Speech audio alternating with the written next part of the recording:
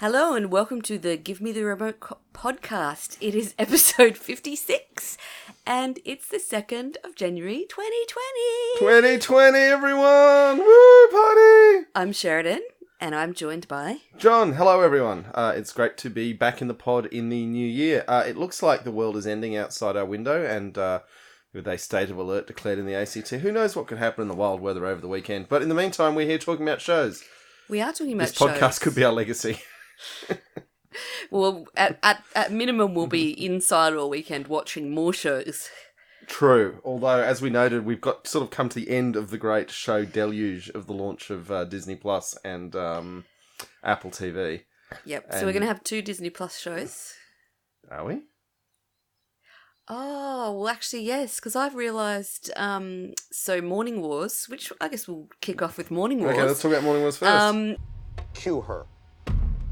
Good morning. I'm bringing you some sad and upsetting news. And while I don't know the details of the allegations, She's throwing me under the bus. Mitch Kessler, my co-host and partner of 15 years, was fired today. It's a Disney Plus property, but No, it's not. Yes, it is. That's Apple TV. Oh, you're right. Okay, ignore all of that misinformation. The show will improve. Morning Wars, Wayne. Morning Wars is pretty much carved in stone. There's so many streaming services that I just lost track of them all now. Yes. But in America, it was actually called The Morning Show, but in Australia, it's been called Morning Wars. Really? Why did they do that? I don't know.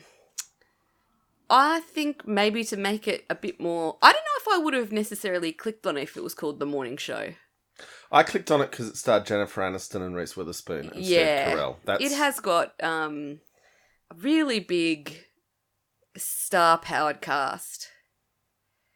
Martin Short makes a guest appearance. Several guest Billy appearances. Crudup's in it. Martin Short's probably the most interesting character in this. I would agree. So, synopsis.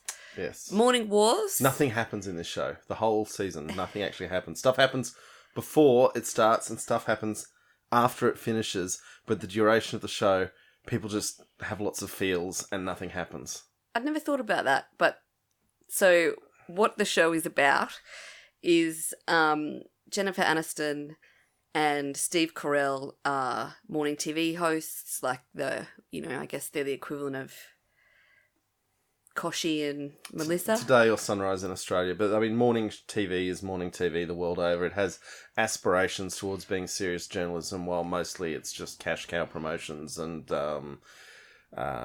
it's one of the forerunners of, dare I say it, feminised news TV, where they talk a lot more about feelings than about issues. That is a really problematic statement that I don't have time to explore now. Okay, but sure. will be brought up later. Okay. So Steve Carell's character, there's some allegations against him that he has sexually harassed women in the workforce, gotten women to sleep with him to be promoted. It's all a bit... I'd say what they've done here, and this is probably one of my main problems with the show, the conduct of Steve Carell is very much in the grey zone of the Me Too. Which is both the strength and weakness of it, in that it does explore that grey zone. Yeah. And so he's fired, and they find a replacement morning show host in Reese Witherspoon, who's she's a bit of a rough around the edges journalist. She's a fiery regional journalist of a sort that probably only exists in the imagination of Hollywood producers. Yes, and she certainly wouldn't be getting a gig on the morning show in the way that it happens. Well, they sort of had a very excruciating path for her to end up getting a gig she was never meant to get, even in the plot devices of. And then she works to show. try and uncover the story of what Steve Carell has done. Yeah. See, I don't think you get to be an on-TV face, even in a regional affiliate, without learning how to not annoy the boss's commercial interests. Yes, that is true. Which is a lesson she seems to have unlearned remarkably rapidly. So, I mean, I'm a bit conflicted about this show because like you say, it does actually try and explore a lot of that grey zone stuff. So, for example, there are numerous scenes that are very uncomfortable to watch where Steve Carell clearly thinks that he has, they're flashbacks, the consent of the woman who he sleeps with, but she is under the impression of, oh my God, this extremely senior person in my office wants to have sex with me, I better just do it. Yeah, and a culture of complicity and compliance, and where even unknown to Steve Carell's character, even, at least within the confines of this narrative, women are complaining about him and are getting promoted to make them stop complaining. Yeah. And he doesn't even realise that's going on. Yeah. He just thinks people are in love with his sparkling personality and folksy good looks. And I think there are actually an enormous number of dudes out there who float through life thinking that. Oh, yeah. So, I mean, while it's certainly very uncomfortable viewing, I think it's to be applauded to some extent at least for depicting reasonably well from both sides how those interactions do work. Yeah, I had problems with the sympathetic way that he was portrayed often. I think they still did a good job of showing that he was ultimately a real creep. Yeah, I think, mate, the problem I had with the show is that it actually tries to sort of be all things to all of the characters. I don't know, I mean, I thought it felt that way until they introduced Martin Short's character, and that's where they showed you a true predator red in tooth and claw. That was an amazing scene that... the conversation between Steve Carell's character and Martin Short. Yeah, so Martin Short's character is basically a rapist. He is a rapist in the story. And there's this discussion between the two of them that's like, well, I'm not as bad as you because I didn't rape anyone, so therefore I'm really not evil. And it's just it's a very, very well acted scene. I mean, Steve Carell is actually a really good actor.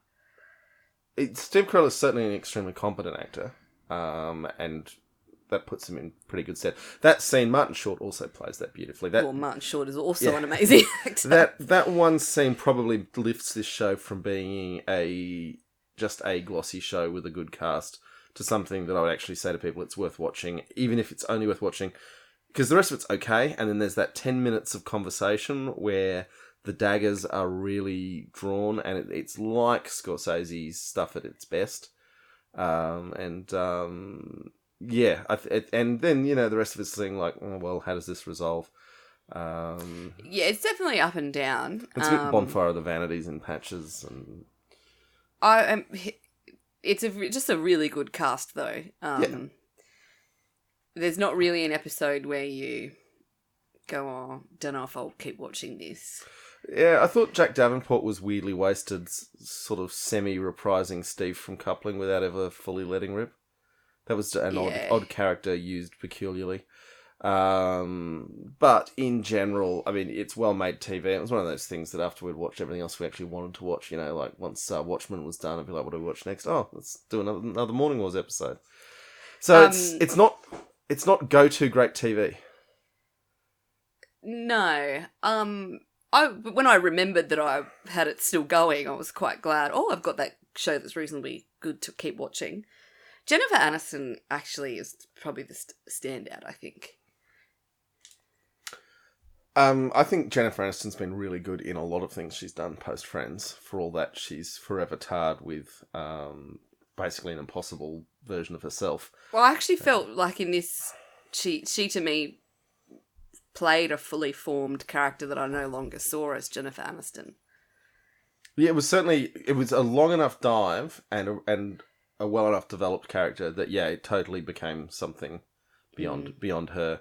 I'd say Steve Carell's character did the same thing, and Reese Witherspoon was largely unrecognisable as Reese Witherspoon in this. Do you think so? I did not spend a lot of time thinking, what's Reese Witherspoon doing here? I was like, what's this character doing?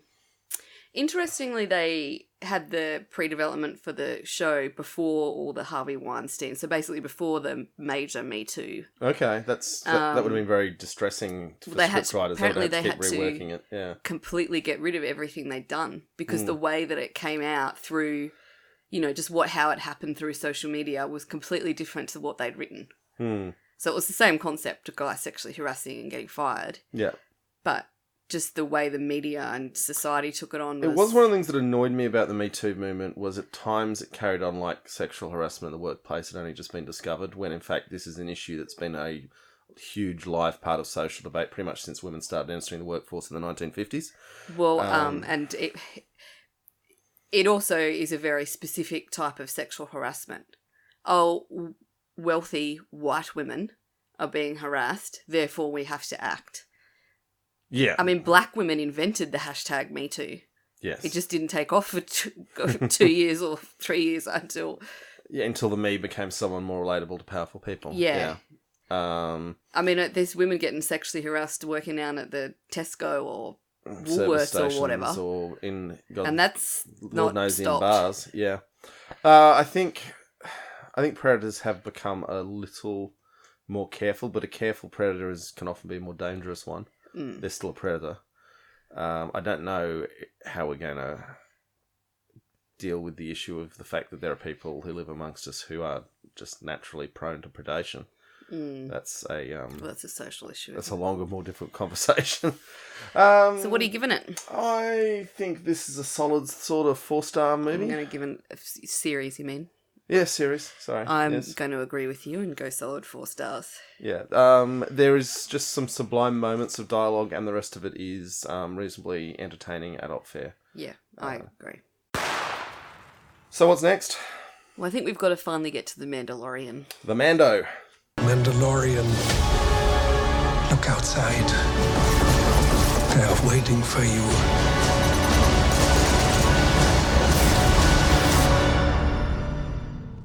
Yeah?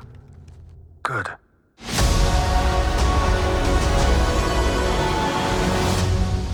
The big Mandarin. The big Now, Mando. I'm upset that this show has come out because for 40 years, knowing what a Mandalorian was, or even that the word Mandalorian was a word, distinguished a true Star Wars fan from the lesser mere viewers of the movies. And now everyone knows Now everyone in great knows- detail how... Everyone knows what a Mandalorian is.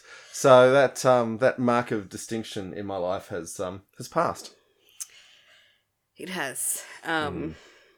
So it's kind of a little problematic in a way in that Boba Fett, the bounty hunter in particularly Empire Strikes Back, and with a small foolish cameo in Return of the Jedi, was a bounty hunter and he wore Mandalorian armor, but he was not a Mandalorian. He was the son of Jango Fett, who all the clone troopers were based on. You're just And now- trying to demonstrate... My That Star Wars this- nerddom. yeah. Yes, now they've said, oh, let's have a bounty hunter who is a Mandalorian, so he looks like Boba Fett, even though he isn't Boba Fett, and even though Boba Fett wasn't a Mandalorian. Well, there's still a way, honey, for you to distinguish your credentials. So... It's just really annoying. And this show is, I remember we started it, and you were like, yeah, looking at your phone, not so interested. And I don't think that's... And then the first big action sequence hit, and you were just like, oh my god, this is so cool. Oh, the action scenes are really good. The action scenes are amazing and are what we've always wanted from Star Wars. Yes. And a bit of Baby Yoda thrown in there. Well, Baby Yoda was the real hook in this. And I loved how they kept it so secret because they didn't want it getting out, that they were willing to jeopardize the merchandise sales. They were willing to let all the Yoda resellers touch up their Yoda figurines into Baby Yoda figurines. Like people crocheting Baby Yodas on yes. Etsy just to get some coin. Yeah, it's really... Baby Yoda is an amazing invention. You wouldn't have thought what the world needed was an infant of Yoda's species. I think it was exactly what the world needed. But no one would have guessed it needed it before we got it. No. Yeah. So, I mean, it's not a very difficult plot to follow. Mandalorian goes on bounty hunt for Baby Yoda, not knowing it was Baby Yoda, captures Baby Yoda. Baby Yoda is the MacGuffin. Decides Baby Yoda's too cool. I think I'm going to keep him around longer. Well, and I will protect him. It's more, I don't want him to be tortured by the Yeah. remnants of the Empire. So So then- it's set between the events of Return of the Jedi and the events of what was it? The Episode 7? Oh, Force Awakens. yeah. Risking my Star Wars cred there. Although, It was episode 7. Roger the cat's just played with the soundboard. Roger, no! You bad cat! Come on, up you get. I'm going to assume we've still got some sort of quality sound here. Yeah, that was the sound of a Sphinx cat playing with a soundboard. Moving on, where were we? Don't know. Okay, so Mandalorian, it's in a lot of ways very similar to Firefly. Yes, I didn't really watch Firefly, but Okay. do tell. Well, bounty hunters, it's a Western. It's a space western. It's a space sure. Western. Not even a space opera, just a space Western. There's a lot of the Mando walking into a bar, like a saloon. the gunfighter. Yeah. Yeah. I mean, there's a lot of gunfighter stuff. Star Wars was always a Western set in space as well. That's true. So it's totally on point with that. And there's a few episodes that are just unbelievably dumb. Like, if you try to actually analyse the plot and the motivations of the characters, dumb as a sack of hammers. Well, like that- But it doesn't matter because they're fun. They are fun. I mean, there's a weird episode, it must be halfway through, where they just go on a prison ship, like, escape mission. Yes, and why It has very little to do with the main Why is there a prison story. ship tooling through normal space that it can be attacked, that it's isolated? I mean, none of it made any sense. But it was pretty fun. That was the whole thing. It was fun. It was basically a train robbery heist script Yes. that just in space. Lots of this is stuff in space, and then they have a lot of frontier planets where they can be westerns from space. And, sometimes the ship is invulnerable. Nothing on this planet can go through that. Sometimes Jawas can disassemble it. The Jawas have a starring role in this. It's great to see them. I actually really liked seeing that. There's a lot of nostalgia, though. Yeah. It's for all aged fans. Yeah. And so what it comes down to at the heart of it is that this is a proper Star Wars vehicle Yes. in long form. I think there's 8 episodes, TV format. They're not very long episodes, though, No. which is actually great. Fine. Yeah. Yeah, I feel like there's a lot of smart decisions in this that just make this really digestible. Yeah. And just loads of fun. I mean, like, Taika Waititi's directing at least one of the episodes. And he voices one of the characters. Yeah. So, and, Jon Favreau is running the show, and he's a man who knows what he's doing. I really liked the, I can't remember it. Her name's just eluded me. The, Gina Carano plays the... Oh, the Rebel Shock Trooper? Yeah. Yeah, no, she's really good. I was really sad when she appeared to part ways with them at the end, because I was thinking that is actually a character that could help build this franchise. She was really kick-ass. But I really assume liked that it. season 2 she might well make a return, because I thought... And it was interesting in that she wasn't conforming enormously to a lot of beauty standards, and yet she was a very attractive woman. A champion, like Muay Thai fighter or something. I believe that, yeah. But she can act as well. Well, she can certainly play the character well enough. Yeah. And she looks like she's you wouldn't want to come up against her in a bar fight. No, she was meant to be a woman who could look after herself in the wild frontier. Like, it was actually really good to see a female character that is meant to be like kick-ass actually look like she could kick your ass. Yeah. Of course, while still being very pleasing, aesthetically pleasing. Yes. As well. Yeah. And is it Pedro Pascal? Mm. Playing the Mandalorian, which in a way is underutilizing because he's such a wonderful actor to see his face on screen. Yes, I agree. Everyone probably needs to see more of his skin. But a Mandalorian never shows his face. Actually, there's a lot of debate in nerddom because in the canon, Mandalorians show their face all the time. So is this some funny little offshoot sect from mainstream Mandalorian culture? People are talking about this. But apparently we haven't seen the new Star Wars. The Skywalker... Rise of Skywalker. But apparently there's things that happen in The Mandalorian that align with Okay, there we go. that. But yeah, basically, look, get your Disney Plus. Make sure you got a lot of free time in that free week you get. Yeah. And then blast through The Mandalorian. Unless you're really desperate to watch High School Musical, the show, I'm not sure there's a lot yet on Disney Plus to justify the subscription. I feel, but you know what though? We're not parents. Oh, no, for Because parents. you know yeah. what? For parents, they're sitting there and they're going, all my friends are talking about this show, The Mandalorian. I might get that free week of Disney. And then, and the then kids their will be children all are getting in like there. Yeah. watching all the shows and mum and dad or mum or whoever, never turn it off. Yeah. Plus, I mean, we haven't turned off our Disney Plus subscription yet either. We never turn off our subscriptions to anything. We hardly ever watch We anything. really do need to turn the subscription off to that. Oh, yeah, and Foxtel. My God. Yeah. Anywho, Mandalorian. It is classic popcorn cinema brought into this new format of streaming show. Yeah. And it's got the Star Wars sound palette, and it's got Darth Fring, which is fantastic to see Gus Fring from Breaking Bad as a Dark Lord. That's I didn't know I needed that in my life, but it turns out I did. Got all the swipes The swipes? between the scenes when they do it. Instead of doing the edits, they do a swipe. Oh, right. Okay. That's like classic Star Wars.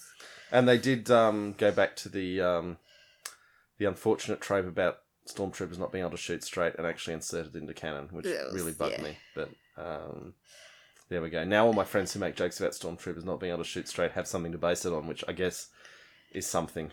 What are you going to give it? I think there's another 4-star effort. I'm really tossing it up. Mm-hmm. I don't know how to go there. I'm going to give it 5 stars. 5 stars, just 'cause that scene was so cool. Look, I don't do the half stars, and it's probably is a 4-star show, but you get an extra star for Baby Yoda. All right. An extra star for Baby Yoda. So what's next? The Witcher. Oh, The Witcher. Why would I protect this? I want to be powerful. I will take the girl, protect her, and bring her back unharmed. This is one of the most tricky to review shows of the year. Also one of the most popular shows Netflix had all year, although this has not been a banner year for Netflix. No. But it's odd in that it is a non-English book that became a breakout TV series. Not TV series, became a breakout series of video games that in turn got the books into the English language world, where they're still a very niche title. Yeah, I think a lot of people are coming to this from playing Witcher 3. Yeah, well, even Witcher 1 and 2 sold a lot of units. They did, but they Witcher 3 they set the sold ground for Witcher 3. Yeah, Witcher 3 was a 20 big million game. copies. I Yeah. mean, that's a lot of money. Yeah, it is. Well, considering they're $100 titles. And yeah. Witcher 3 has really only just come down in price, and it's Yeah. not a new game. Well, you played, what, 100 odd hours or so? I played so much Witcher 3. Like, I got all the expansions, I did everything. I actually loved it as a game. Yeah. And it's a very complicated mythos. What's the guy's name again? Henry... No, the author. Oh, I don't know the author's Okay, it's name. a very complicated Polish Some name. Polish Yes. dude. The story goes that back in the day, he was approached by this Eastern European games company and said, "We think your books, your Witcher books, are perfect to make a computer game setting in. We want to give you lots of money and a really big royalty." And he said, "You know what? I don't think this game's going to work. I think you guys are idiots. I don't want a royalty. I want more money up front." Oh, really? Yes. And they went back and said, "Are you sure? We think this is going to be really big. We don't want you complaining that you've been ripped off." And he said, "Go away, you jokers. Just give me my money and take the rights." Anyways. How much did he get, though? Like a few $100,000. Whereas if he'd taken the royalties, he would have been in tens of millions. But so he has been lucky. Still, by any author's standard, he made a lot of money. Yes, particularly an author operating mostly in non-English, which is much smaller pots of money. Then Netflix decided they wanted to do something with The Witcher and actually went straight to him to get the rights. So he has actually got himself Well, that's sweet. a decent deal Well, at actually, the end of the day. maybe he didn't give away all the rights. Well, he didn't give away the TV rights. He only gave away the video game rights. But he was complaining that he'd been ripped off, even though he had very much ripped himself off in the process. And it turns out a huge fan of the Witcher computer games was a little-known actor called Henry Cavill. Oh, so at the time? Yeah. So apparently when it was announced that Netflix was developing the series, they did not hunt Henry Cavill down. Henry Cavill was hunted them. Was knocking on the door saying hello. I think he, though, aesthetically looks a lot like Geralt of Rivia from the games. A lot of fans didn't think it would work, but I think they've made it work. When you see him with the hair. Oh, yeah, when you see him with the hair, and he's actually a very good actor, and all those little facial tics that... I think he does a bit of that voice, though. It's a bit too... It's actually like a nod to the game, though, I think. Yeah. But it's a bit cheesy. It is, but Geralt is a complicated character who tries to pretend to be a simple character. And I think Cavill does a pretty good job of bringing that out. I think he's well cast and does a really good job with it. Should we talk about the problems in the show? Well, I was going to say, can you actually just tell me what you think this show is actually about? Loss. No. Give us like a synopsis of... Oh, that happens in the show. Well, the big issue, and I'm doing you a favour for anyone who hasn't watched it to say this, the show doesn't give you any cues that it's actually set in 3 different timelines. And it would be really helpful if it did, because you get to about the 4th episode, and that's when it finally twigs what the hell's going on It the is screen. really, really confusing. Well, that was a little, CE, some sort of year number. Yeah. As they switched between eras. And that would have been very helpful. And there's so many good choices they made with making this, and they must have deliberately thought it would be a good idea not to do that. But I really wish they'd made it a little clearer. As it was, having got to the end of the show and figured out what they were doing, I like the show a lot.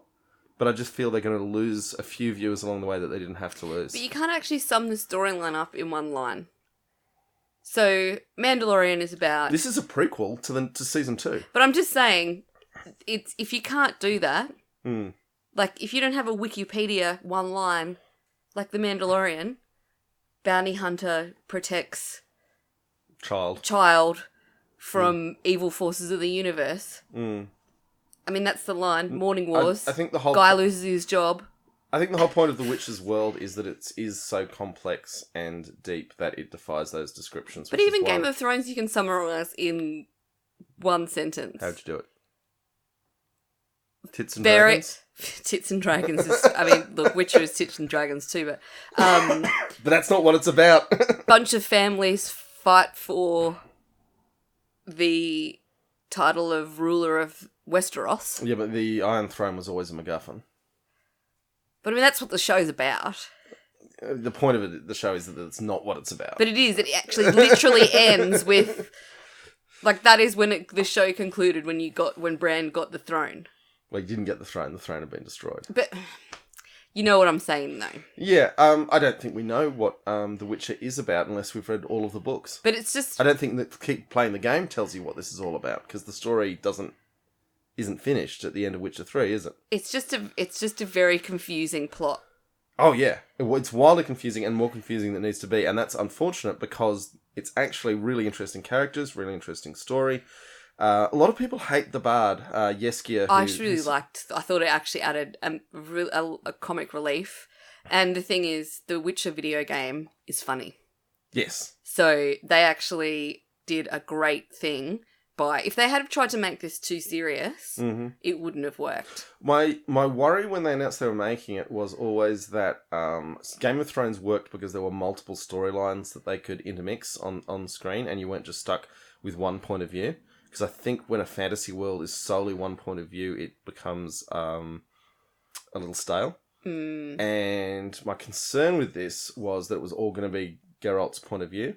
And by literally mixing from the start, you've got Ciri's point of view, you've got Yennefer's It's actually not... point of view. It's not actually... The game isn't one point of view, though. Because you play as Ciri. Okay. And you play as Yennefer, I think. My concern when they announced that it would just be one point of view, but they haven't... And that's not the way it is in the games, and it's also not what they've done in the TV series.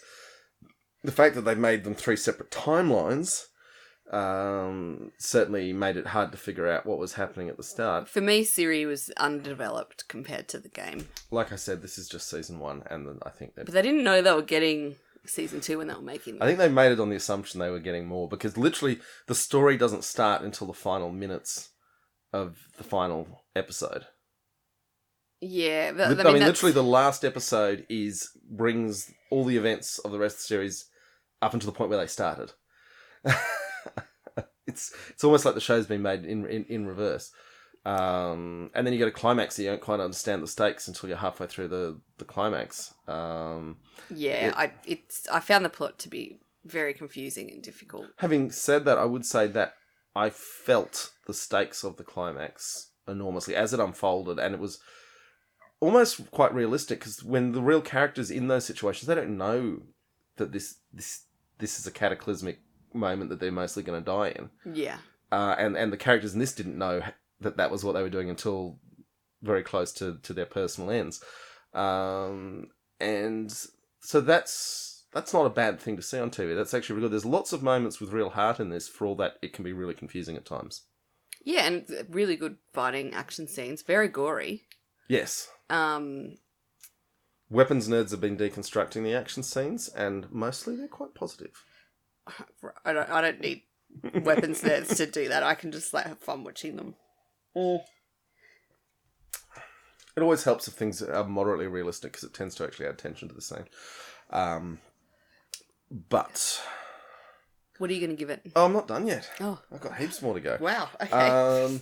One thing I found really interesting is that fans of the games really struggled with Yennefer's origin story.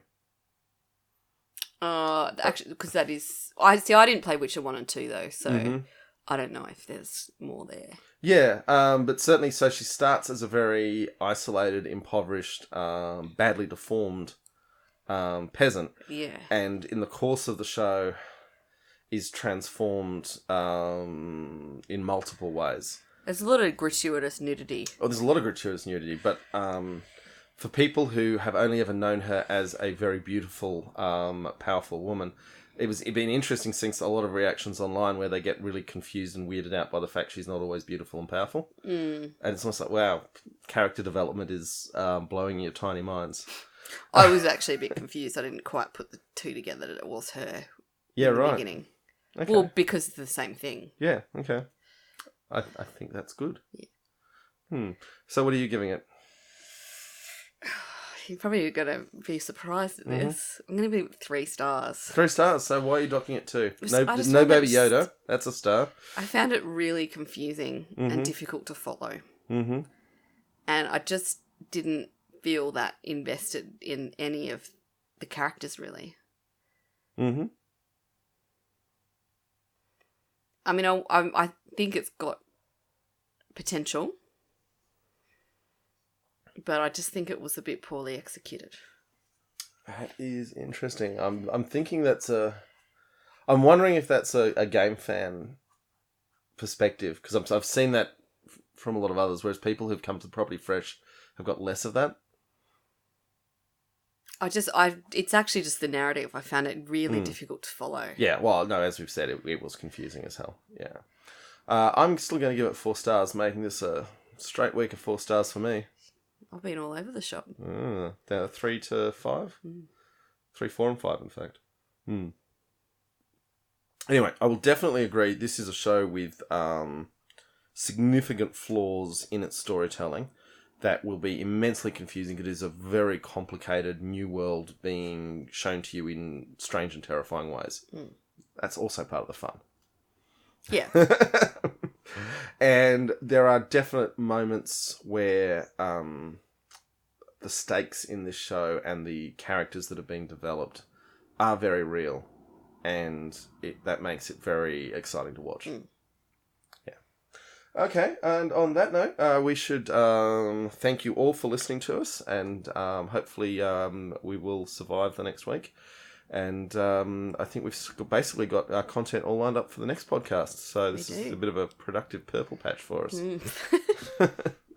Thanks, folks. Okay, thanks for listening. Do send your emails to gmtrpodcast@gmail.com or any other social media you care to engage with us on.